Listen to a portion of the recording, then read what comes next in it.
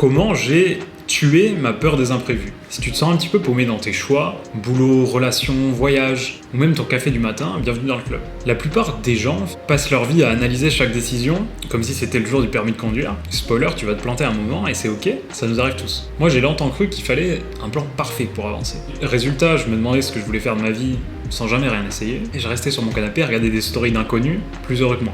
Et puis j'ai essayé autre chose, bouger un peu, même n'importe comment. Et tu sais quoi, ça fonctionne.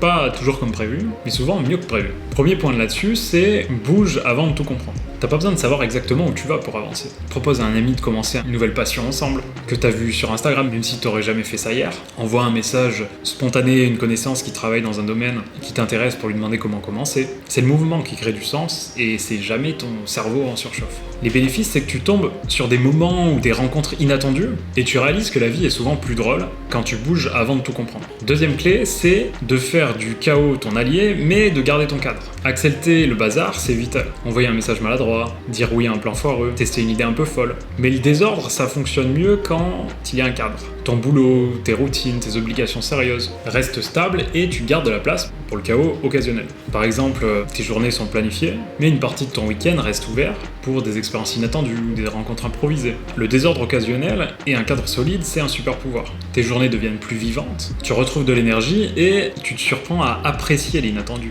tout en gardant une base stable qui te permet de ne pas te perdre dans le chaos. D'ailleurs, pas besoin de te retenir maintenant, commente novembre et je t'envoie un récap de mes pensées, de mes techniques du mois, applicables même avec un emploi du temps blindé, et les moments clés pour les utiliser pour vraiment améliorer ton quotidien. Arrêtons de croire que tout doit être logique ou parfait. Bouge un peu, foire un peu, rigole beaucoup. Entre deux pas improbables dans le chaos occasionnel, c'est là que la vraie vie arrive. Et crois-moi, ça vaut bien tous les plans bien ficelés du monde. Si tu crois que tout doit être parfait,